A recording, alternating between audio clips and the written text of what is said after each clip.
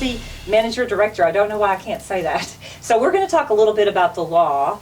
And one of the things we were talking about before the show was why, like I have lived in other countries where government, we did not have rights there like we do in America. And that's one thing I think that people, particularly in Ellis County, really believe in is don't tell me what to do just because you think you have the right. Let's talk about that. You have a law where it shows that it's your job to tell people what to do. Well, first of all, I'm going to back up to the Declaration of Independence. Okay, all right. 1776. Let's go all the way back, yeah. July 4th, 1776. One of the key things is as American citizens, we have the right to unalienable rights. Okay. Certain unalienable rights that are called life, liberty, and the pursuit of happiness. Okay. The 10th Amendment then comes in the Constitution later and says that states have the authority to protect the health, safety, morals, and general welfare of the people. Okay. This didn't happen in 1776. It happened in 1881 or 1884. Okay. So you're talking about a different time frame. People were coming over from Europe when we wrote the Declaration of Independence, coming from oppression with the Queen, right? Right. So they came to America for their freedoms. Right. And then the laws began to change. Okay. As population came, people moved in. You know, they wrote that Constitution, which provided for provisions for essentially folks that would not, their individual rights began to harm the rights of the group. Okay, all right. So that's where some of the laws began to come in and protect the health, welfare, and the public safety of the citizens.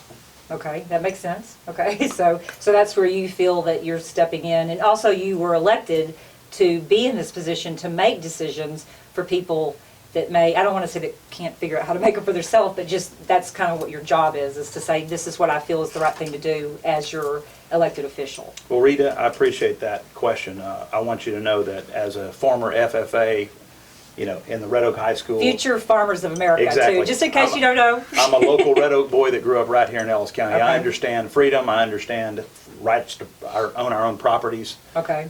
You know, when you go from a regular citizen to being elected to represent the constituency of 200,000, basically 200,000 residents. Sure. And then you have the authority to decide on what's best for those 200,000 people. This is very much a large responsibility. Absolutely. And I can tell you, before we got here today, I was on the phone with the President of the United States. Okay. With about 1,100 county commissioners all over the country. Okay. And you can tell this is not an easy decision for the President. Right. He had to do what was best for America, what was best, and Governor Abbott did what he thought was best for the state of Texas. Okay. And now I had to do initially what I thought was best for the county. And in order to protect that. Now, at that point, the law is provided for. The county commissioners come in and support, or they let what I do for that 7-day period expire. And then after that, the governor came in and put his stay-at-home order on place. Okay. So it's a very weighting decision to have to make the decision to protect the public health. Okay. We have what's called a local health authority that's appointed by our commissioner's court. That is Dr. Nordstrom. She's done a great job to guide us. And at this point, where Dallas County has over 1,200 confirmed cases, Ellis County only has 45. Right. So I feel like our first responders, our firemen, our policemen, and our health officials and our medical facilities are doing a great job to mitigate the spread of this virus throughout our county. You are doing that, I would definitely say, but also look at the different populations too. What is the percentage of what you guys have with your population versus what Dallas has? I think Dallas has 19 deaths, so that's, I don't want to say that's not a lot of deaths because anybody that dies, that's but at the same time, it's not, I mean, it's a small percentage. Absolutely. And you guys only have 2, which congratulations on that, because it means that you guys are paying attention to what's going on and making sure. And I mean, our first responders are great. Our firemen are great. You know, they're assuming now that any home they go into has a potential positive, so they're wearing all their personal protective equipment, everything into every call. Okay. That's inconvenient for those guys because they want to be in there quickly, right? Yes, right. But if someone gets infected, then you have the ripple effect throughout our entire county. What happens if one of our prisoners in the jail becomes infected? Right. Do you know what that does for us as county officials in managing your county local jail? Well, apparently you guys have a really good jail, because Sheriff Edge told me that they have like these compartments where it's like That's right. no air or something. I can't, yeah, so Somebody planned if ahead. somebody's going to, Yep. somebody's going to get sick, your jail is a good one to be in. We had an example last week in Red Oak where the third shift of the Red Oak fire was off on quarantine for 2 weeks. Right, right. So what happened was, to the first and second shifts, they had to take up the slack. And I heard a report last week where they were talking about how much more time a fireman has to work whenever the other shift can't work. So Right. it puts a drain on everybody's resources. One of the things that I want to give some good news today. Yes, please. On March 24th, our Commissioners Court voted to approve a tax freeze on property values Oh, wow. back to Okay. 2019 levels. Okay. Now, we have to approach the governor. We have to approach the appraisal districts of the state of Texas. That's a little bit of good news. I want Yes. everybody to know we're not just thinking about reaction. Right. We're actually proactively out there working for you as citizens, because on May of 2020, when you get your new appraised value, your appraised value is going to go up somewhere between 10 and 12%. Okay. What if you've lost your job? What if you've been furloughed? What if you've been suspended during the COVID-19?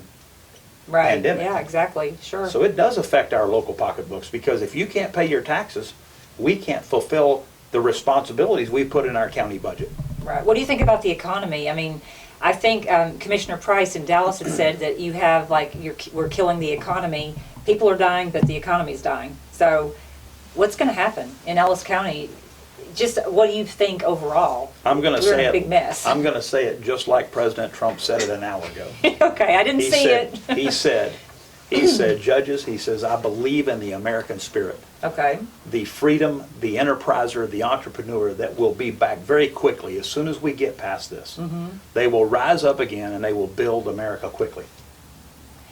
Okay. I mean, I think that's going to be a hard rise. I mean, It's going to take a little while. Yeah. It's going to take a little while. A lot of people are not probably going to get their jobs back that lost their jobs. And I'm not talking about Ellis County. We're just having a conversation right now about the country. Absolutely. And things are never going to go back to the way they were before this. Just like after 9/11, I still take my shoes off and I still have to send bags through like 3 ounce. Why are we doing that? There's going to be some question about why we're doing that as American citizens after COVID-19. And it's not necessarily because of the judges. Maybe it's, the governor. But we've had our rights taken away now. Things will change. Yes. There's no doubt. It will be our job.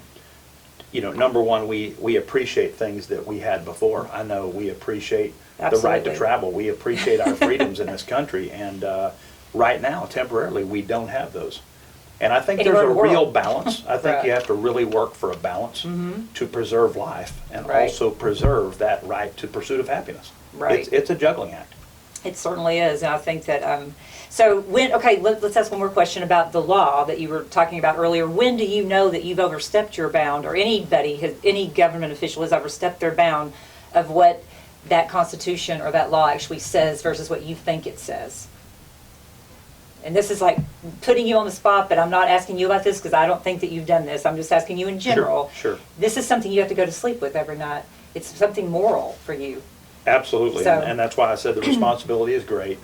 The 10th Amendment of the Constitution is where, and Chapter 418 of the Local Government Code Right. in the state of Texas gives the emergency managers the right to declare a public disaster. Okay. That's what we've done here in Ellis County, but we did follow our leaders. Okay. We followed the president, we followed the governor, but we did it on the same day we felt like we had to be proactive. Okay. And that was on the guidance of our local health authorities and our physicians and those people that are leading us. Now, I'm not a lawyer. I'm a county, I'm a constitutional county judge. Okay. So I'm just like everybody else out there. Okay. And I have to lean on my advisors. Okay. And then I make the decision that I think is appropriate for Ellis County. So you're kind of looking at the other law of the land to make the decisions on things. That Absolutely. sometimes it's easier for the majority Right. to make that law. Okay, great. Thank you. And You we're bet. wrapping up. I'm Rita Cook. This is Judge Todd Little. We are Politics and How It Affects You. Thank you.